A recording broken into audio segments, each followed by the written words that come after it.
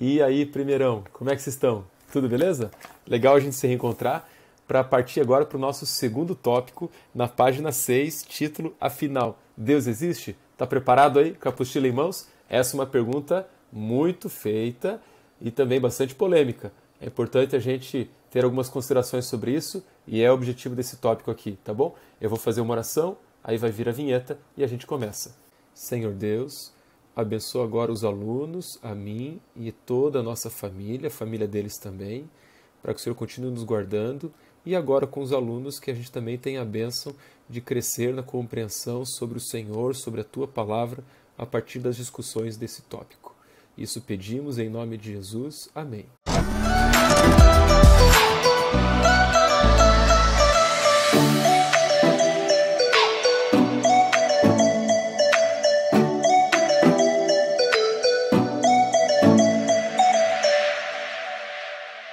E aí, vamos lá? Preparado? Afinal, Deus existe? Você já se fez essa pergunta? Essa pergunta é feita por muita gente. Eu poderia dizer por todas. Religiosos, ateus, agnósticos, pela maioria das pessoas. E por que todos fazem essa pergunta? Até quem é ateu faz essa pergunta. É porque ela está ligada a questões fundamentais da vida. As questões como de onde eu vim, para onde vou, por que estou aqui. Se você der uma resposta afirmativa para essa pergunta, Deus existe? As suas perguntas, as questões fundamentais, vão tomar uma direção bem específica. Se você descrer da existência de Deus, as suas respostas a essas perguntas fundamentais também serão outras, diametralmente diferentes, né? Mas todos têm feito essa pergunta. E como é que a gente chega à resposta dela? É uma pergunta um tanto complexa, você entende? Enquanto muitos têm debatido sobre a existência de Deus, no planeta todo têm se levantado figuras do mundo acadêmico, científico, argumentando contra a existência de Deus. É verdade que o ateísmo não tem sido muito popular e não tem crescido, apesar do barulho que alguns ateus têm feito. Estima-se que cerca de 7 ou 8% da população mundial seja de ateus. Alguns números chegam a 10%, muito otimistas, mas ainda é um número baixo e não tem dado assim sinais de crescimento. O ateísmo esbarra em questões bastante sérias, para as quais não se tem resposta. Vou dar um exemplo, e é o exemplo do livro também. A questão da moralidade. É difícil o ateísmo explicar como o ser humano desenvolveu o conceito de moralidade, ou seja, a percepção do que é certo e do que é errado.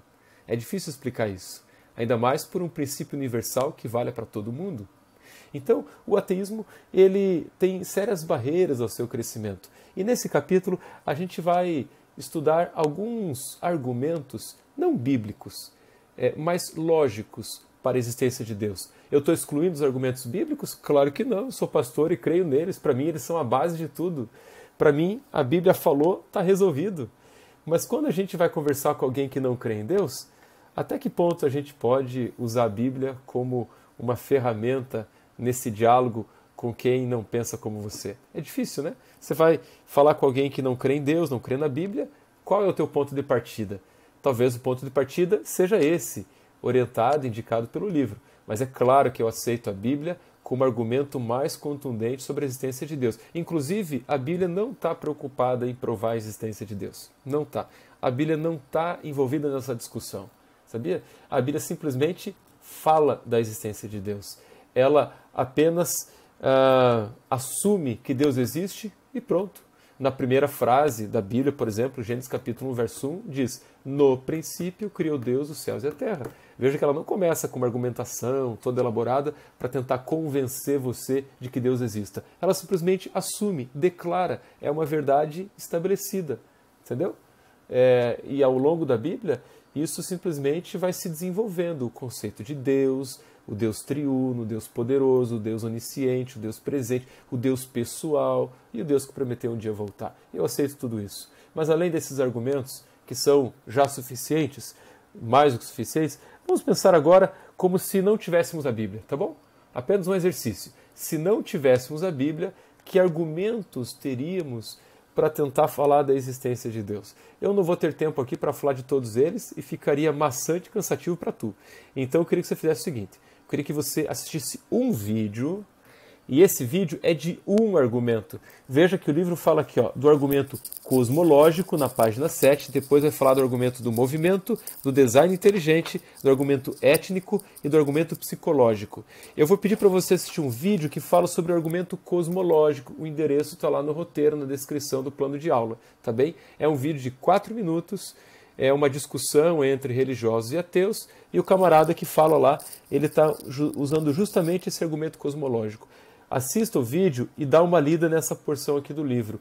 Compara as duas coisas. Depois eu quero que você leia os demais argumentos. Eu não vou ter vídeo para todos eles, mas eu quero que você leia e que você consiga criar uma linha lógica na tentativa de explicar cada um deles.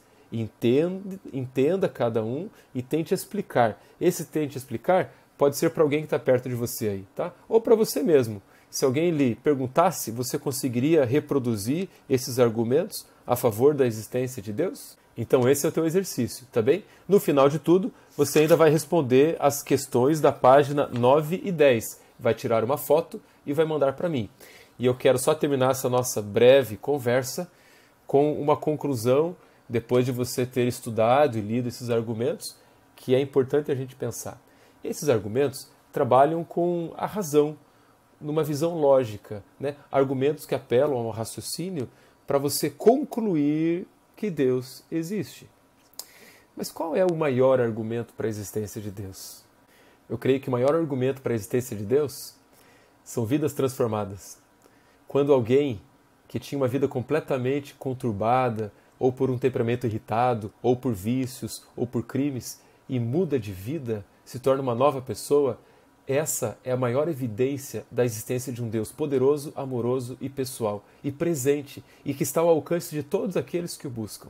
E essas mudanças que Deus fez em tantas pessoas, transformando o ébrio em sóbrio, o bandido em alguém honesto, o pai irritado de família num pai amoroso, a pessoa desonesta em alguém honesto em todas as coisas, o mesmo Deus que transforma pessoas desse jeito, quer também transformar a minha vida e a tua. Todos nós precisamos passar por essas mudanças de vida. E como é que elas vão acontecer? Não, jamais pela nossa autodisciplina, pelo nosso poder de decisão, pela nossa escolha, pelo nosso autocontrole. A gente não tem capacidade disso. Não temos mesmo. Só Deus pode fazer essas mudanças. Essa é a maior evidência de que Ele existe. E essa evidência pode ser bem prática, bem percebível na tua vida e na minha, se a gente manter um relacionamento pessoal com Deus de forma sincera, honesta e verdadeira, através daqueles meios simples que a gente já conhece.